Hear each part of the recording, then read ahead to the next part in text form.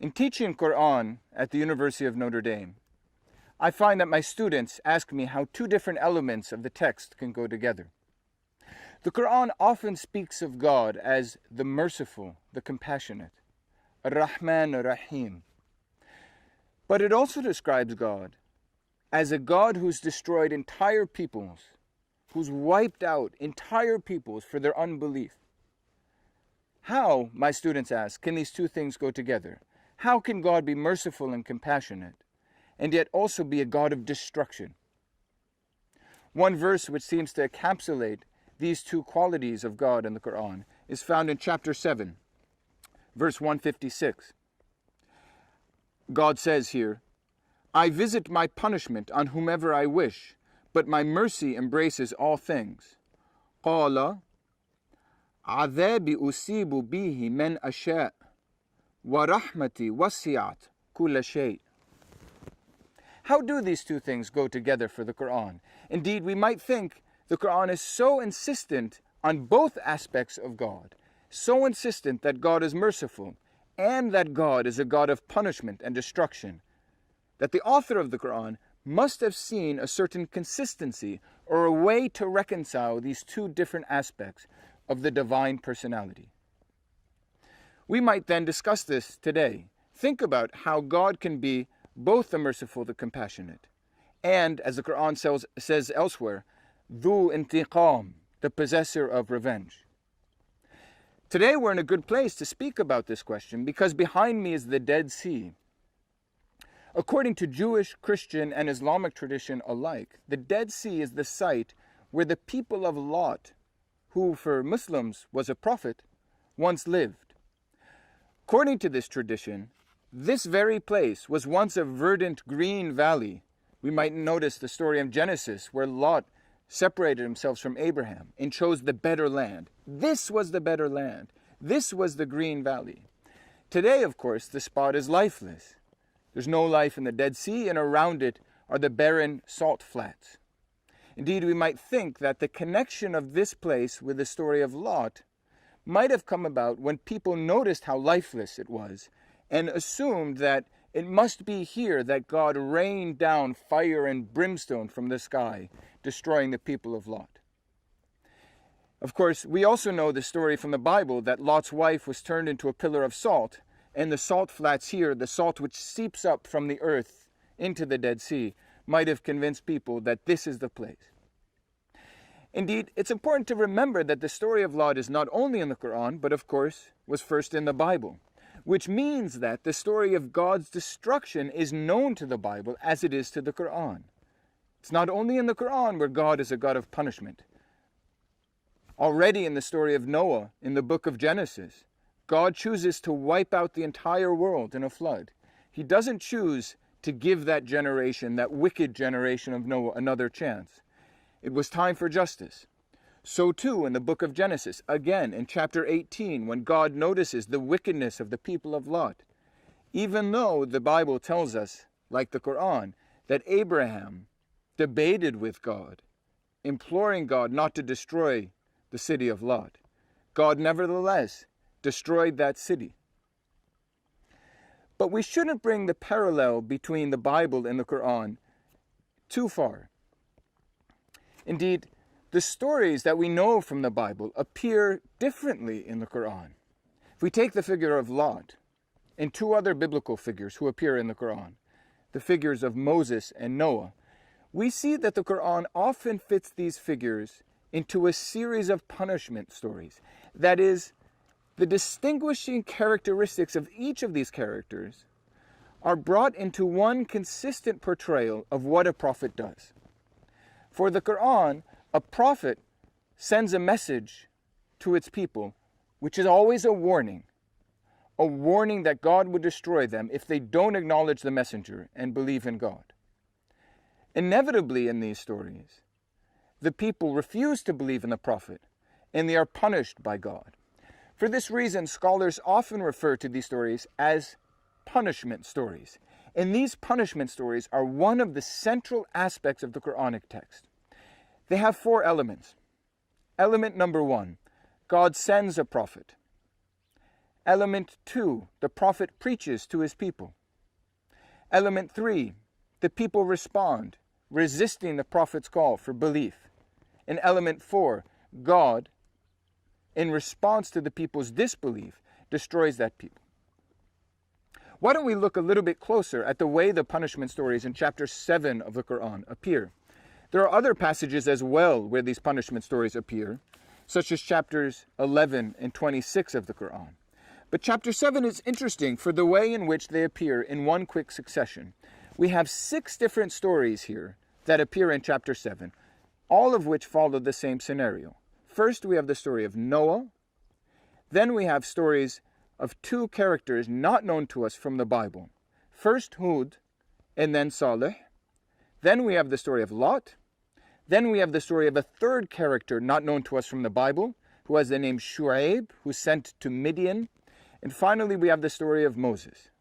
These stories unfold with a remarkable consistency, one after another. Even the same sort of language is used for them. We might see, for example, beginning in verse 59 of chapter 7. God sends Noah. Certainly we sent Noah to his people. That's element 1 of the punishment stories, the sending of the prophet. Verse 65, the sending of Hud, and to the people of Ad, Hud, their brother, and so on and so forth. We could trace this also for the sending of Saleh, the sending of Lot, the sending of Shu'aib, and the sending of Moses. Element 2, we see the prophet preach to his people. Verse 59, Noah says, O my people, worship Allah. You have no other God besides him. And then notice verse 65. The next prophet, the prophet to Ad, the prophet named Hud, says, O my people, worship Allah. You have no other God beside him.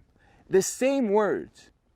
Now there's no question of identifying exactly when the first prophet was preaching, or exactly when the next prophet was preaching, or exactly where they were preaching. There's certainly no question of what language they were preaching in. The Qur'an's point is they said the same thing in the same words to their peoples. And, as we turn to element 3, that their peoples had the same response.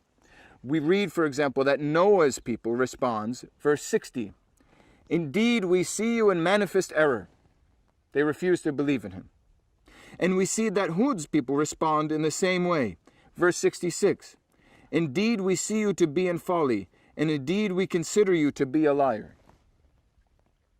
Element 4, then, is God's response to their disbelief, which is the report of the destruction of these peoples. In verse 64, we hear of the destruction of the people of Noah. We delivered him and those who were with him in the ark, and we drowned those who denied our signs. Verse 72, we read of the destruction of the people of Hud, known as Ad, the people in Ad, or the people of Ad, rather. We delivered him and those who were with him by a mercy from us, and we rooted out those who denied our signs and were not faithful. We might skip ahead just to notice that the Qur'an also speaks of the destruction of the people of Lot. Verse 84, Then we poured down upon them a rain of stones. So observe how was the fate of the guilty. Of course, that scene, the rain of stones, should take place somewhere here, should have taken place somewhere in this very place where I'm standing today. Now, in noticing these stories, we might perceive in particular the consistency between the different stories. They're not perfectly consistent. Some traits of the biblical story are retained. Noah's people are destroyed in a flood. The Qur'an wouldn't have them destroyed by fire, presumably because the biblical story of the flood and the ark was already well known to its own audience. The people of Lot are destroyed in fire and brimstone. They couldn't be destroyed in a flood or with wind or in some other way, presumably because the story of Lot's people being destroyed by fire and brimstone was already well known to its audience. But why does the Qur'an have this interest? The Qur'an could have told different sorts of stories. Why does it tell this sort of story? Why does it tell these punishment stories? And why time and again, the same story with a different prophet, a different people, but always the people are destroyed? the answer must be that the Qur'an has an interest in its own audience. We might say the Qur'an has an interest in asking the question known to us from the classical tradition in the Latin phrase, ubi sunt? Where are those? The full phrase is, ubi sunt qui ante nos fuerent? Where are those who were once before us? Where have they gone? This question is meant to provoke a response about humanity's own mortality, that we too will once be gone. That's the question that concerns the Qur'an. The question is not history. The question doesn't mean to build a grand historical scenario, telling us how one people passed from the next, how history developed, how peoples interacted over time. That's not the Qur'an's interest. The Qur'an's interest is posing this question of ubi sunt in order for its own audience to make a better decision than that of earlier peoples. In this respect, we might even compare the Qur'an to a teacher. Maybe I flatter myself in thinking we should do so. But a teacher, when he or she tells a story, for example, of a student who once cheated on a test and was kicked out of school, the point of telling that sort of story is not to tell a cute anecdote or to provide information about an earlier student. The point of that sort of story is for the teacher to warn his own students at that very moment to make a better decision, not to cheat. When we read the Qur'an, we might keep in mind that it's the present moment, the Qur'an's own audience, that matters. And we might think of this when we're looking at the way that the Qur'an focuses particularly on the story of Lot.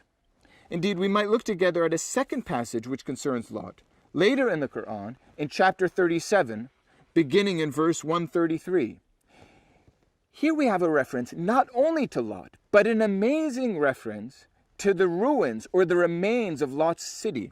The Qur'an says here, "And indeed Lot was one of the apostles, when we delivered him and all his family, except an old woman among those who remained behind."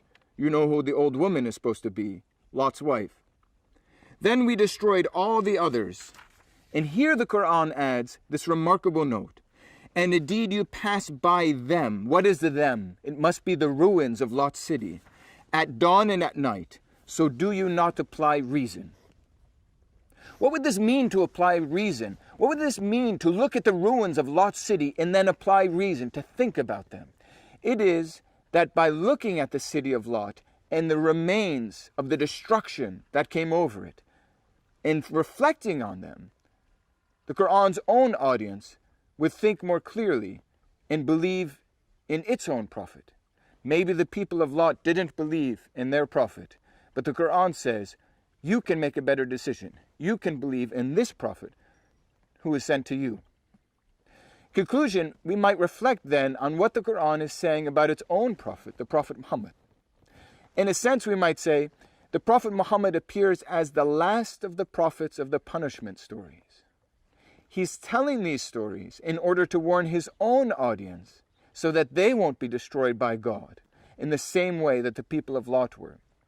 This is why the Qur'an, I think, regularly refers to Muhammad not only as a prophet, but also as a warner, in Arabic, Nadir. 44 times the Qur'an uses this description of the prophet, that he's a warner, to warn his people. But how does this help us solve the riddle that we began with? How does this help us understand how God can be Ar-Rahman Ar-Rahim, the merciful, the compassionate, but also the God of the punishment stories? Well, the answer, I think, is this. By telling these stories, the point of the Qur'an is not to describe a God who is vengeful or merciless. The point of the Qur'an is to have its own audience use its reason, reflect, believe, repent, and be saved. That is, the stories of the punishment stories are meant to save the audience of the Qur'an. And God is acting not with vengefulness, but by delivering this message meant for the welfare of the Qur'an's audience, God is acting with mercy.